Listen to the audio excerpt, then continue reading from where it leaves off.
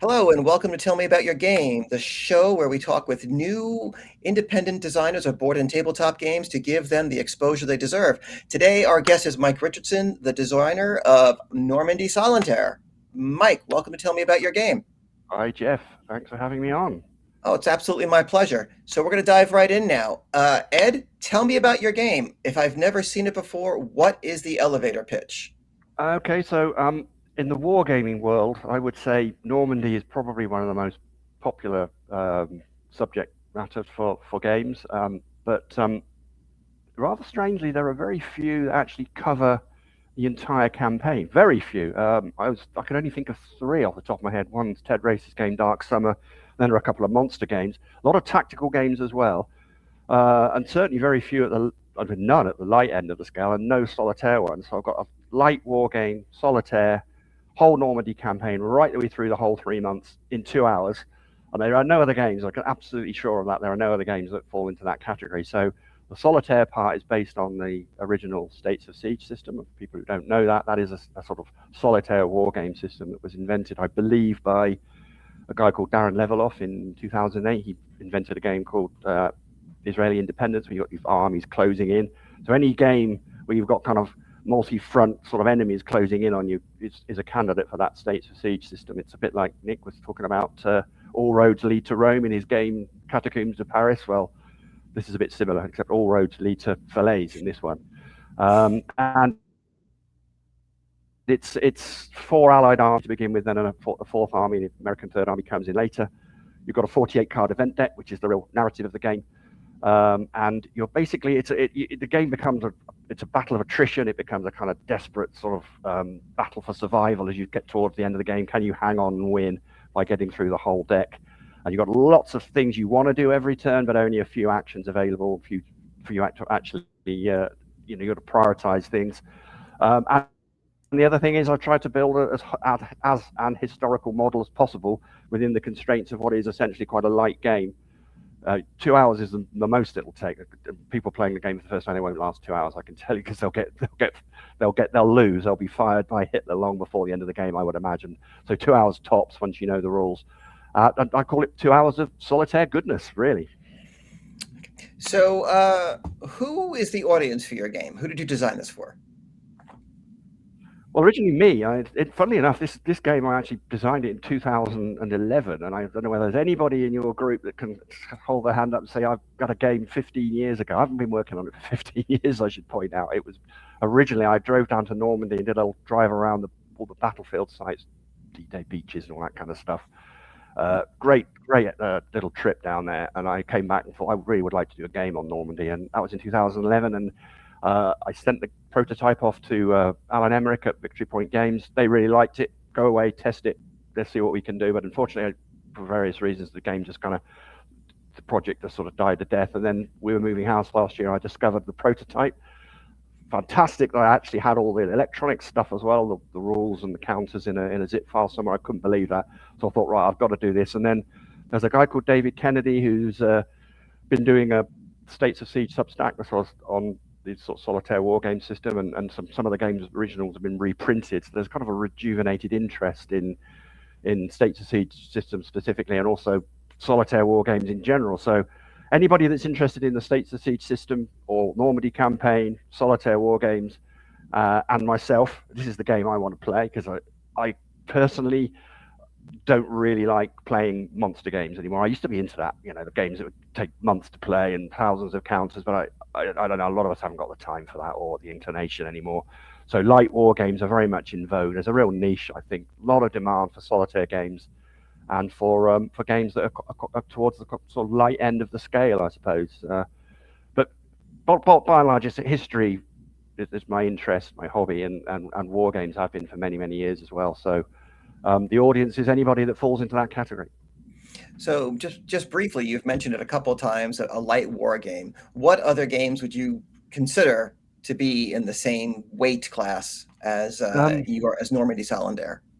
All of the States of Siege games. I mean, I recently played Ottoman Sunset, which is a States of Siege game where it models the Ottoman Empire in the First World War, and Habsburg Eclipse, which is its sister game. All of those games are about the same. For people who aren't familiar with those games, Memoir 44, I had a quick look at the rulebook the other day, and the rulebook is about the same as mine. So if you say that Memoir 44 is towards the light end of the spectrum, then you're in that sort of ballpark. By the standards of States of Siege games, this is possibly a little bit more complex. So maybe my rating of 2 that I gave it out of 10 probably should more like be a 3, because it's got some of the sort of operational stuff in there. But it's a light war game, and it's always going to be a light war game because it's 2 hours Normandy campaign. There's only 80 counters and 30 spaces on the map or whatever. So yeah, it's a 2 out of 10. Memoir 44. That's the kind of the light part of the description. Okay, I definitely think, yeah, most people would agree that Memoir 44 qualifies as definitely on the lighter end of the war game spectrum. Yeah. So, I know when I design my games, I always start with a couple of core principles that drive the game design thing. There are other things I might be willing to change, but there are things that I've determined are core to the game. They're non-negotiable. They need to be a part of it. Did you have any of those when you started designing Normandy Solitaire? I did indeed. And one of the really funny things is because there's a 15-year gap between the start and the resumption of the project, I'm almost kind of like looking at myself as I was then and sort of objectively kind of critiquing my own work from the me of now versus the me of then. It's really interesting, actually, because it means I can look at it and I've forgotten some of the design concepts and reasons why I did it. So it's quite good that I can actually do that. Some of it's like, why the hell did I do that? But I can see where I was coming from with some of those, what you call core design principles. And so the most important thing is the event deck. And almost all of these States of Siege games have an event deck. A lot of solitaire games will have different mechanisms for kind of the randomness that you need in a solitaire game. But the event deck really brings the game to life because they're all historical events, and it creates the narrative. So you've got 48 cards. They come out in a completely different order, and you kind of think, well, it's just the same events in a different order, but that really does create a really good narrative. And it's surprising how different every game is, actually. I've been playing this for the last few months, and it doesn't stop surprising me. So that's the most important thing. But I mean, as far as the non-negotiable specific mechanics, I think we've got things like rotation of units, rotating units out, refreshing them, bringing them back in again. Not enough games do that, so that's a core concept that I'm quite proud of that one. Heavy use of personalities. We've got the Hitler approval track, which is modeling Hitler's interference in the campaign. And if you have a Normandy game where you don't have that, then I don't think you're modeling the Normandy campaign properly, because at that stage of the war, you just couldn't do what, if you're in charge of the German forces in Normandy, you couldn't do what you wanted without getting permission from the sort of high command. And here's a strange one. The part of the game that created the most controversy by far is the Canadian flag, because I'm using the wrong one, right? I'm using the maple leaf flag. And they all told me that didn't come in until the 60s. And I'm like, I had to look at the one that is actually the accurate one, but I decided I didn't want to use it. And some Canadians said, well, it doesn't really matter, don't use it. Because it's like a red ensign with a sort of coat of arms on it and a Union Jack in the corner. And I just think that would be really confusing on the card. So I went with a maple leaf. And you should see the debate amongst the Canadians on like social media about, and also the name of the army. I called it Canadian First Army. And they're like, no, it's First Canadian Army. I'm like, yeah, okay. So I could tell you that the Canadian flag is non-negotiable, but I might get a bit of stick from the Canadians for that. That's important things for me. I really wanted to emphasize the importance of the Canadians in the game. So they've got their own track. Everybody thinks of it as Normandy as largely a sort of British and American affair, but I think that would be doing a big disservice to the efforts of not just the Canadians, but the Poles and others as well. So setting aside arguments about the flag, I wanted to make sure the Canadians were well represented in the game, and I believe I've done that. So arguments about the flag aside, yeah. We'll save that for another episode. Okay. The most important thing, though, here's the key that I'll quickly spin through these. I wanted to try to avoid what I think of as common failures of solitaire games, and I identified 6. I'll quickly rattle through them. It's kind of like, you see this all the time on Board Game Geek, criticisms of solitaire games. I'm trying desperately hard to avoid these. Others will decide if I've succeeded, but a lot of games are too luck dependent, too scripted, maybe a bit repetitive, so you play it once or twice, it gets a bit boring, or it's just sort of like a puzzle you've got to solve. You come up with a strategy, and then that's it. You've sort of come up with an ultimate strategy, no point playing anymore. not enough decisions for the players. Some games are just a story that kind of folds out rolling dice and stuff. And then the game balance, really hard one to get right. And that's the thing I've had to work on the most. Is it too hard, too easy? So if I could avoid all of those, I think I'm onto a winner. But that's like almost like the holy grail of gaming. So time will tell on that one. Yeah, the game balance is tough in a solo game because when I've played Very several, and tough. I'm always saying, like, if I win my first game of a solitaire game, I'm a little concerned. Unless it I was would. just dumb luck that got me there, because if I'm always winning, then that's really there's no It's point. But if it's too hard, it's frustrating. Yeah, I'd be very, very surprised if anybody won this game first time because they won't know the event deck, and I've got put various traps in there to deliberately catch out the new player. If anybody comes to me and says they won it first time, I shall be very, very surprised. They must have had a tremendous amount of luck. But you can then beat the game if you play largely mistake-free and you come up with good strategies. You can beat the game. I've played about 30, 35 times, I think, and I might beat it about one in every five, one in every four, and I think that's about right. You don't want to, but I haven't found an optimal strategy, and I'm trying. I'm trying really hard to find a strategy that works most. I can't find one. The game will beat you if you try the same thing again, and it's not the right time to do it. So that's a good thing. But yeah, game balance is really hard to get right. So, what do you see as the fun in your game? I've designed games where I thought this was a very interesting mechanic, and it turned out it was interesting for me to design, but not fun for the players. So, where is the fun? What draws people back to Normandy Solitaire? Um, I think. Well, first, I just touched on it first and foremost. It's a really tough challenge to beat this game, and the game will punish you ferociously if you make mistakes. So the challenge is to try to sort of play the game. I don't think it's possible to play a completely faultless game. You're going to make some mistakes, but to beat the system and come up with strategies to beat it. And the way the cards come out means you always have to adapt that strategy. And that's a challenge, and I find that fun. It's a great historical narrative. When I first played the game, I'm sure every game designer has that moment of worry when they first take the prototype out for a spin, like, is this game any good, or is it going to be some horror show? And if it had been a horror show, I would have abandoned it on the spot, that's for sure. But it was surprisingly, for me, every time I play this game, it plays a version of the Normandy campaign, a slightly different one, of course. You're changing the parameters, the cards are coming out differently, but it is a plausible version of what could have happened in Normandy. And I think the part of the fun is it does create a fantastic narrative. So those are the main reasons. Yeah, I mean, I would say alternative strategies, the challenge of trying to beat it, play mistake free, and this narrative that it's creating. That's the fun for me. It is good history, I hope. I'm providing some good history.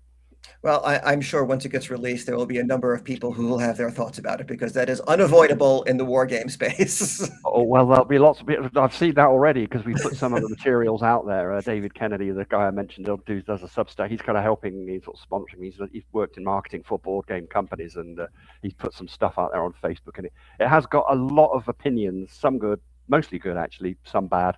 Lots of arguments about Canadian flags and stuff. So I know you can't please all the people, and solitaire games especially are notoriously difficult to get right. So we'll see how it goes. Okay, so we've talked a lot about the game. I think it's a good time to dive in, and let's take a look at some of the cards, because it is a card-driven game, and they really define the flow.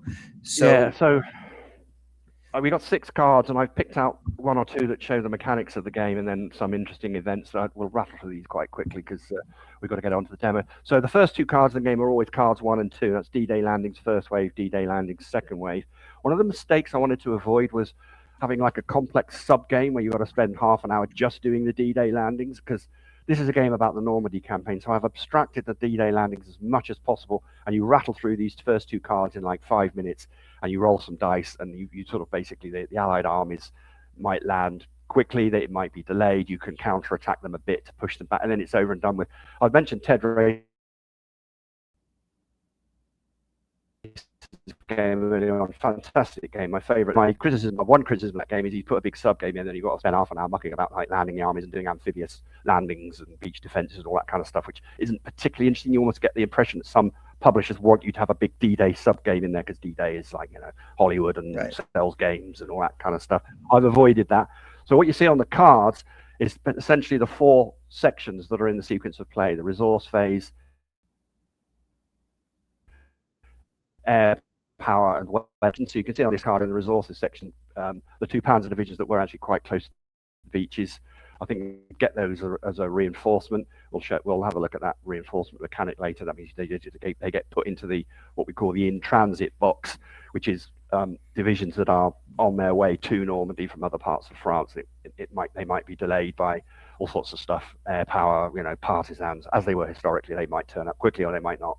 Then the air power phase, there's no air power on the first couple of turns. The weather was a bit grotty on D-Day. There weren't much in the way of air sorties, and what was done, I think, were pretty ineffective. So there's no air power on them. But then you get either tactical fighter bombers or carpet bombing heavy bombers that can, depending on the weather, assist the Allies.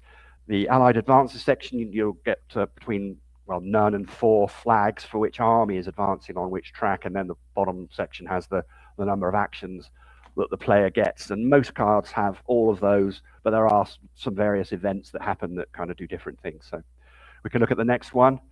Okay, so the second card is the Great Storm, and this is an event I really wanted to put in because they had the biggest storm in 40 years in Normandy, and something in the middle of June, and it kind of basically completely halted the Allied build-up for several days and caused all sorts of problems for supplies and shipping and all that kind of stuff. But it's a great card for the Germans because it gives you a Panzer division, you get 2 extra supply. The red modifiers are like combat modifiers that weaken various the 3 armies that you're fighting. There's no air power. Any card or situation where there's no air power is great for the Germans. Usually it's a die roll. I think this is the only card that automatically sets the weather to be bad. None of the Allied armies advance, and you get 4 actions. So it's kind of like the best card in the deck for the Germans. But it ain't so good if you get it right at the beginning of the game, as happened to me once or twice. If you get it, I think it came up as the first card, and it's a bit of a waste then because you can't do very much with it. And you need these good cards to turn up as late as possible when you are really struggling for resources. So, but it's a fun card, and it's an interesting story, that one. The Germans were to sneak a load of stuff in when under cover of sort of heavy rain and wind and all the rest of it. So good one, that. Yeah, next card. Okay. Now the Sherman Rhino, this is a great story. This is a guy called Sergeant Curtis Cullen of the US Army, came up with the way to break the bocage. The bocage had these mounds of earth and massive hedgerows on top of them, and the tanks would go over this mound and their bellies would come up and they would just get hammered underneath with the weakest part of the tank, the anti-tank weapons and stuff, until Cullen came up with this idea of taking all this junk that was on the beach, Rommel's sort of cross steel girders that were trying to, the thousands of them, and he came up there welding them to the front of tanks so they could smash through these embankments. And it was such a brilliant idea. It changed the nature of the campaign strategically, and I think he was given a US Legion of Honor medal or something like that, or Legion of Merit, which only normally goes to officers in the US Army, high-ranking officers. And Bradley and Eisenhower made sure he got that. And in my game, it changes the defense value of the bocage spaces from 2 to 1. So it has a huge strategic implication. It's really interesting to model something like that. But so next card, that's just that one. Hitler intervention. This is another one. We've got Ultra in here, and very briefly, there are 4 or 5 of these Hitler intervention cards. Well, he tells you to do something. You've got to go and attack this army or that army. And sometimes that's actually quite good. You do want to do that, and you get to move units for free. Sometimes it's bad. This one's bad because it's got the Ultra. This models Bletchley Park and the decrypt, of the Enigma machine, Turing, and all those guys. So all the Allied armies get combat modifiers because this card models the Allied armies know what you're going to do. And in some cases, the Ultra decrypts, crypto analysis was so good that the Allied commanders would actually know what was going to happen before the German commanders got the orders, so they'd be waiting for them. That card models that. So that's quite an interesting one. Next one. Our Hitler assassination attempt, very, very important card because Hitler's approval marker, if it gets down to -2, you lose the game. You are relieved of command. This one puts it down 3. So this models the von Stauffenberg July 20 plot at the Wolf's Lair in East Prussia. And after this, it's much more difficult to keep Hitler happy because, what you'll see on the game board, the track goes down and it's harder to get it back up because he didn't trust his generals, and you are one of those. This happened right in the middle of the Normandy campaign. So whenever this card comes out, you've got to kind of be able to play around it because you're going to lose otherwise. If this comes out back to back with some of the other nasty cards in the deck, you can very, very quickly, your position can deteriorate. So you've got to be aware of that. Interesting card, that one. So you've basically found a way to model Hitler's paranoia into the game mechanics. which starts off quite high, and after the assassination attempt, he didn't trust any of his generals at all, and you are one of those. Essentially, you're playing the role of one of his commanders, and he won't trust you to do anything. So it's really hard to get anything done after this card comes out. And of course, again, it could come out early, it could come out late. I haven't decided in my head whether I think it's a good thing that it comes out early or late yet. I'm still playing around with that, but yeah, this is modelling the ever increasing paranoia of what one of my playtesters called the mustachioed one, which is quite funny. Okay, so the final card. Yeah, this is one of the most controversial aspects of the Normandy campaign was the Bradley halt order, where just as we were about to pocket the whole German army, Bradley says to Patton, "You've got to stop." And a load of 50,000 or whatever it was, Germans got away. And it's a great what if of history. What if Bradley had not halted Patton? And his memoirs say something about he was worried about the Allied armies getting each other's way, or he didn't think he would be able to keep the pocket closed, blah, blah, blah. Not very convincing. And this Bradley halt order, where you've got like an army actually retreats in the game. If Patton's boys have actually reached a certain part, they have to go backwards, which is Bradley's halt order. Very controversial. So I wanted to have some of the controversial aspects in the game as well. And this is about as controversial as it gets. So that's an interesting one as well. Okay, so you've given us a really good idea of how the cards drive not only the situations you're faced with and the decisions you need to make, but the narrative and historical underpinning under all of them. So I'm gathering, you've done a decent amount of research, not into just World War II, but the Normandy campaign as well. Yeah, I read stacks of books on Normandy, dozens of books. So I believe my knowledge on the Normandy campaign is pretty good. Whether my historical conclusions from that reading are others agree, but of course there's a lot of controversy there, and some of the decisions you make as a war game designer, someone will always disagree with them. I don't just mean flags. So this is my interpretation. Yeah, you'll definitely, again, once it's released, you'll definitely hear from others, the players as well. But let's take these cards and again the historical backdrop, and let's look at the game itself. So here we have the board layout. Why don't you just walk us through that? Okay, so how do I actually make this a bit bigger? Because I can only see a tiny little. Shall I look at my own board? I suppose I can look at my own board. Yeah, it's probably the easiest way to do it. Yeah. Okay, so I'm looking at my own board. So if I do a sort of quick guided tour of the Normandy battlefield, I suppose, and some of the boxes we've got. So the first thing to notice is that you have these 4 tracks, and they're color coded. So the kind of beige track going down from Utah, Omaha is this track that the US. If I move an army, you can see that, can you? So if I move absolutely, this, yeah, okay. So the US Army starts off here. This is the situation, by the way, after 24 turns of a 48-turn game, so sort of halfway through. This is an actual game I was playing, and I decided just to save it because it was quite an interesting situation. I thought it'd make quite an interesting demo. And so the situation is that the US First Army has reached Vologna, and the British have reached Villers-Bocage, and the Canadians are still battering away at Caen. There's a siege going on there, which is coming to its end stage because there are no more defenders in there. They've been hammering away at Caen for quite a while now, and it will fall presumably quite soon. And then the 4th army that comes on is the Patton Third Army, which gets split into 2. One goes into Rennes, the other corps goes into Saint-Malo. And the reason that's split into 2 is because another one of the Normandy controversies was Patton wanted to send all of his guys, along this southern flank, get around the back of the Germans. But the original D-Day planning had Patton going into the Brittany ports, which they thought they were going to need. As it turned out, by the late part of the campaign, it was becoming apparent that the Brittany ports weren't going to be that important. But they still sent Patton's 8th Corps across. And these crosses that you see on the Brittany ports, there's one for Cherbourg and one for Caen as well. That represents places that Hitler will not be very happy if you lose. The fortress places, Cherbourg and so on, Caen, Brest, Lorient, that you will lose 2 Hitler approval if you lose Brest, 2 more if you use Lorient. And if you didn't have that, you would probably just abandon them because they have no real strategic value whatsoever. But you can't do that. You have to. And by the time Patton's boys come in at the bottom there, you're really struggling for resources, and you usually haven't got much to spare to sort of chuck into Brest and try and. So it's a real whack-a-mole type situation by the end of the game. I mentioned the in-transit box earlier on. So every time you get a reinforcements are over here, it would go into the in-transit box, and you have to roll on this table to see if it made it into the strategic reserve box. You've got to roll less than or equal to its current level, and its current level is 3, so a 3 or less would get it. And once it's in the strategic reserve box, notoriously, of course, Hitler wouldn't actually release any of the Panzer divisions throughout the campaign without his express approval. And Hitler approval is on this track, and you've got to roll less than, it's currently 2. So at the moment, it would be quite tricky to get permission to use the new Panzer divisions that are in the strategic reserve. And that's what this box represents. You can see eliminated units there, quite a few already gone.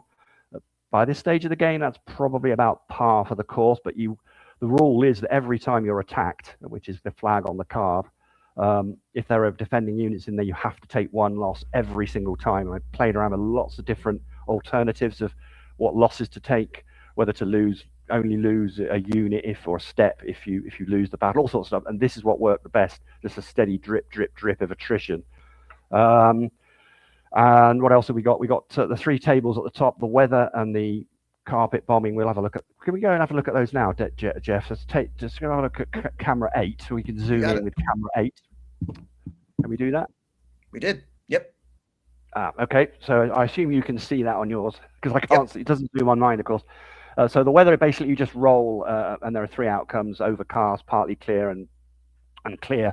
And that basically tells you how, I call them Yarbos, and that's fighter bombers. The German colloquial phrase for fighter bombers, I think it was Jagdbomber, and they just abbreviated it to Yarbo. So you can see on the card, well, you go back, we'll see the card in a minute. It tells you how many of these units you get, and if it's overcast, you don't get any. The Allies don't get any, which is great for the Germans. Otherwise, they'll get 1 or all of them on the card. So the weather has a big effect on what air power is available. And similarly, some of the cards have carpet bombing, and there's a sort of story there as well that quite often the carpet bombing would end up with these heavy bombers weren't particularly accurate, and they'd quite often bomb their own troops, British and American troops. And if you roll a 6 on that table, then the carpet bombing doesn't happen, and that's kind of modeling the fact that, oops, we've bombed our own troops, and it's actually a serious thing. Another controversial aspect was the fact that they didn't want to go parallel to the front lines; they would go perpendicular to it, and the smoke would come back. Each bomber would just drop his bombs where the guy in front's smoke was coming up. But if your wind was blowing the smoke back, you'd bomb your own troops, and more than 1,000 Allied troops were either killed or injured. Bradley was furious about it, so it's a terrible tragedy, really. Another one of the controversial aspects of the campaign, I sort of model that with the carpet bombing table.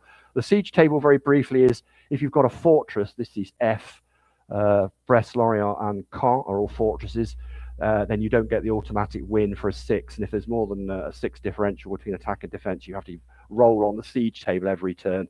And I spent a lot of effort doing a load of statistical analysis into whether the siege table is actually giving me historically plausible results. And you just keep rolling, and eventually it will fall. And I'm drawing all these histograms and I've written a Python script to simulate it and stuff. And it's coming out really well now. I had to tweak it a bit, but really cool. We talked about Boardweaver, haven't we, online, about how they're automating stuff, doing my own stuff with Python. That's coming in quite handy. That's the sort of project I'm working on to help test the game, and I've got it working for the siege stuff. So what else have we got? We can look at the resource tracks. That's camera 6. All right, we're there. Yep.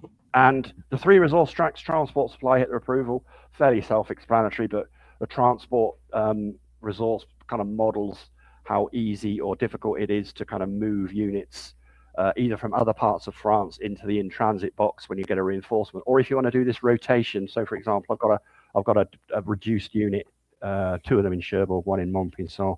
If I wanted to rotate them out, I'd have to roll on the transport track first to get it into strategic reserve, and that means rolling whatever its current level is or less. So I'd have a 50-50 chance.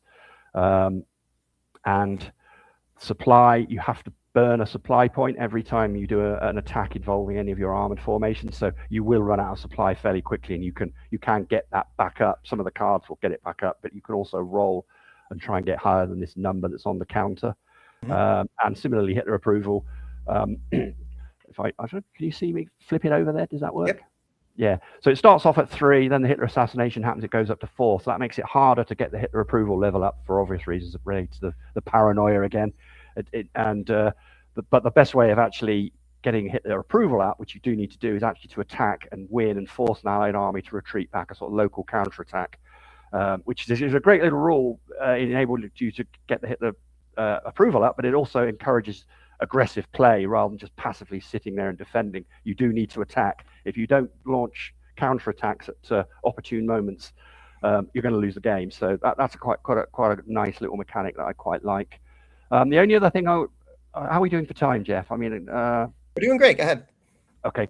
Yeah, the only other thing I wanted to show was if you click on the button at the top left, the TMAYG, I've got a button up there. That's it. So just as an example here, just to do click on draw as well. Let's show the next card. If you go on to camera 7. Camera 7. Yep. Yeah, and do the draw. And so there's the next I'm card. Just hide that for a second. Yep. Yeah. So if you go back to the main screen, camera 0. What you get on this card, it says 3 times flak 88. So you get these 3 reinforcements.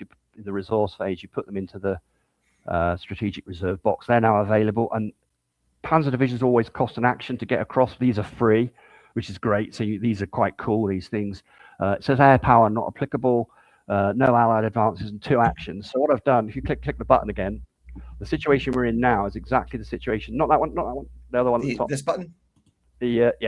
So the situation we're exactly in now is the situation after this card has been drawn, card 19, and those are all the options for this turn. As you can see, quite a lot of different things you could do. So you could actually deploy your flak units across. They can only defend, they can't attack, but they give a +2 to your defense.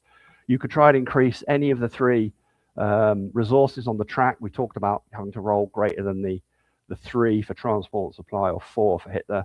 You could deploy the 2nd Panzer Division. That's in the strategic reserve. You'll need to get a Hitler check, so that's 2 or less. Otherwise, that's not going to happen.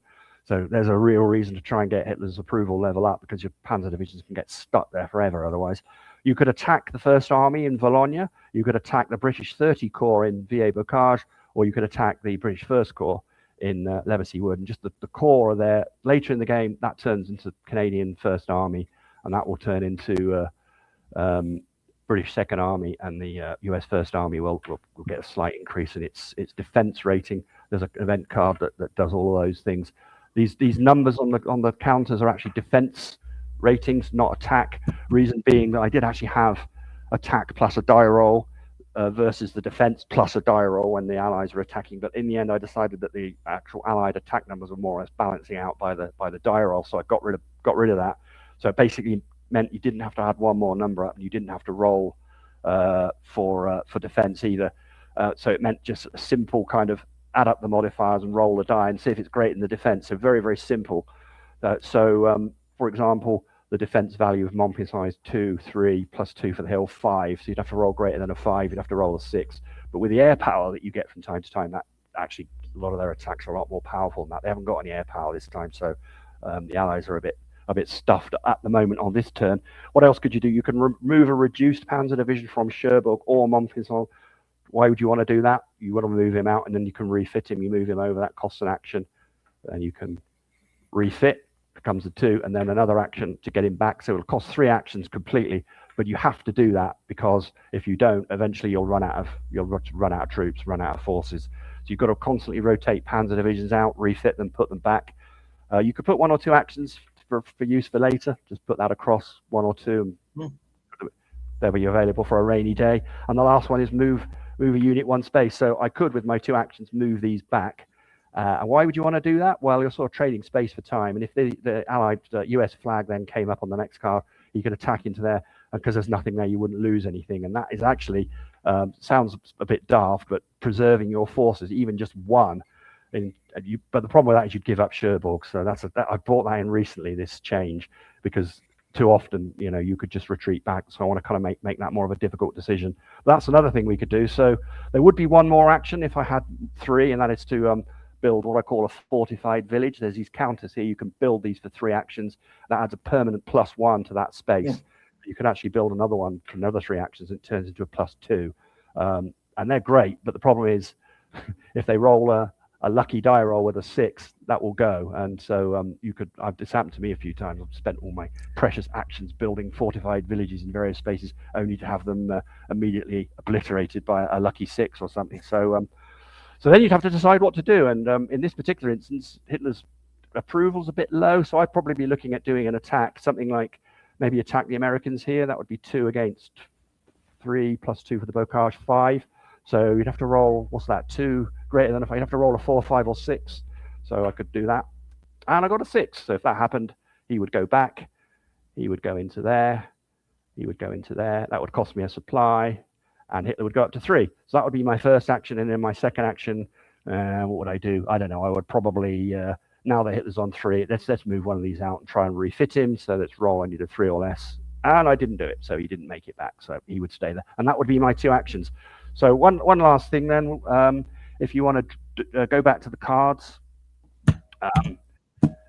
and do the draw again, and we should see the next deck float in and be merged in. 37 is a. Did you see that? Yep, 37's out. Yep. And did you see the cards float in and shuffle? That has not happened, no. Okay. They are in there because I can see 26 cards in the... do you know why, Jeff? It's because we did it earlier on and we just put the cards back and it was already there. The deck had already been merged in, hadn't it? Okay. Yeah, doesn't matter. We've got 26 cards and there are 22 to go. So what normally happens here, this is quite cool, actually. I'm a bit disappointed I couldn't see this. Actually, I forgot about that. But what normally happens is when that 37 card gets drawn, that is the trigger card for the final deck, and it sort of floats down and automatically shuffles, and then you're into the third and final deck. So the pattern card basically has the 1st and 3rd US armies advancing. 3rd US isn't in the game yet, so that wouldn't be anything. And you get these 2 parachute divisions that would come in. So we've got a fair bit of stuff in reserve now. And we also get, I think that's lose 1 transport, so that would go down 1. And then we would repeat the stuff. You can see a Yarber there, so we'd roll for air power on the weather table. That's a 6, so he would get one of these. That goes to so the 1st US got that, and he would then attack. He's going to be attacking back here, and it would be 1, 2, 3. So it'd be 1 against 3. So he would need a 3, 4, 5, or 6. He gets a 5, so that's a loss back to Cherbourg. The air power help there, of course, and he goes in there, and Hitler's grumpy because you've lost your panzers are retreating. So that would be the end of the Allied advance, and sort of rinse, lather, repeat. So each card takes about 2 minutes when you know the rules. So for a 48 card deck, I can probably play the game all the way through in about an hour and a half, hour and 45. I'm saying 2 hours for players as they learn the game, and it plays very quickly once you get the hang of it. So I think that's about it, Jeff, actually. Okay, great. So it definitely looks like an interesting game, and certainly none of the mechanics that you explained seemed very difficult. So I can definitely see your description of it as more of a light entry level solitaire war game. So I guess the last question is if anyone is interested in Normandy Solitaire, and I'm going to continue to advocate based on our previous conversation. I did like the name Normandy the Bloody Pocket better. People didn't like that. They made me change it. I just put Normandy. It's a working title. I'll think about putting it back. The Normandy Solitaire thing is just anybody sees any social media postings or title, they'll just immediately see, oh, Normandy Solitaire. They'll probably think it's a tactical game, but it's not. So it's a working title. As you would say, it does do what it says on the tin. Exactly, it is right. a Normandy game that is solitaire. So if anyone is interested in Normandy Solitaire, where can they go to learn more about it? Okay, I would say 2 places. One is the State of Siege Substack called SOS Bunker. That's David Kennedy's Substack, and he's puts a lot of articles about all sorts of stuff on there, including progress on this game. And I say he is, because he knows people in the industry, is really helping me out, and I can't thank him enough. So I'll plug his Substack for him. And the other place is the Discord server. There is a Discord server where we discuss playtesting, and all the materials are there. Anybody wants to play the game, just go straight there. And there's a Vassal module and the TTS module we've seen. So those are the 2 places I would think. Occasionally we do post stuff on Facebook, but I'm not a big Facebook person. So I think there's a Solitaire War Games group or something occasionally, but I wouldn't necessarily advocate that. But those are the 2 main ones. Okay, and tell me about your game as well. Absolutely. Well, hope they're there. They're here already, so hopefully I don't have to direct them to that. But new people might watch this video. That's my absolutely. Yeah. So I will include the link to all of those locations that you mentioned in the show notes. So, Mike, I would like to thank you so much for being on the show, and I'm going to encourage anyone who might be watching, if you are a new board or tabletop game designer and you want to be on the show, I will also have links in the show notes about how you can reach out to me to join. So, Mike, thanks so much. Good luck with the game. It seems very interesting, and I would like to thank everyone who's watching, and everyone have a great day. Thanks, Jeff.